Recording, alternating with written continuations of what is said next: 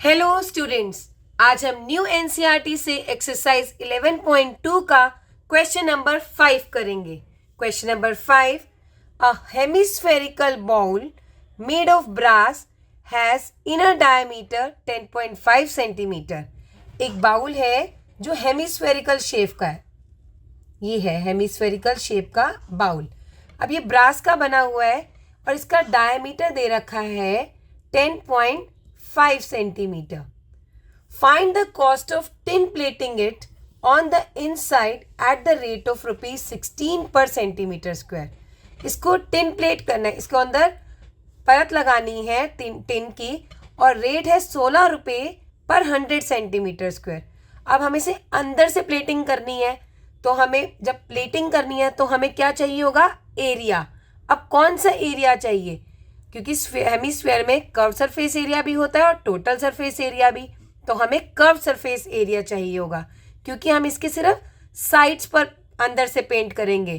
ठीक है, ऊपर का तो खुला हुआ होगा, तो यहाँ पे हमें निकालना है curve surface area of hemispherical bowl. अब जब कर्व सरफेस एरिया निकल जाएगा तो हमें उसका कॉस्ट बताना है कि आप इसको जब पेंट करेंगे तो कितनी कॉस्टिंग पड़ेगी। तो 16 रुपये 100 सेंटीमीटर स्क्वायर का रेट है, तो आप पहले पूरा एरिया निकाल लीजिए। जितना एरिया होगा उसको हमें क्या करना होगा? रेट से मल्टीप्लाई। तो चलिए इस सवाल को हम सॉल्व करते हैं। तो सबसे पहले हम लिखेंगे, हमें क्या गिवन है? डायामीटर। तो डायामीटर जिसे हम डी से डिनोट करते हैं की वैल्यू है 10.5 सेंटीमीटर। इसको रेडियस में कन्वर्ट करेंगे। 10.5 अपॉन 2, पॉइंट हटा लेंगे, नीचे 0 लग जाएगी। इसको आप आगे भी सॉल्व कर सकते हैं। 5 2 ज़ा 10, 5 1 ज़ा और 5 4 ज़ा 20। तो रेडियस हो गया 21/4 सेंटीमीटर। अब हमें इसकी कर्व सरफेस एरिया निकालनी होगी ताकि हम कॉस्ट निकाल सकें कि कितना एरिया में हमें पेंट करना है। तो हम डायरेक्ट ही कॉस्ट से करते हैं इसे। यहाँ लिखेंगे cost of tin plating is equals to जितना कर्व सरफेस एरिया आया ऑफ बाउल, उसको हम मल्टीप्लाई कर देंगे रेट से। तो बाउल का हमने यहाँ पे क्या निकालना है? कर्व सरफेस एरिया, और curve surface area of hemisphere होता है 2πr²। और इसका रेट क्या दे रखा है हमें? 16 रुपीज़ पर 100 सेंटीमीटर स्क्वायर। पर का मतलब होता है अपॉन 100 सेंटीमीटर स्क्वायर। अब यहाँ पर हम वैल्यूज पुट करेंगे। 2 के प्लेस पर 2, पाई की जगह 22/7, आर की वैल्यू है 21/4 मल्टीप्लाइड बाय 21/4 क्योंकि आर स्क्वायर है, इंटू 16/100 सेंटीमीटर स्क्वायर।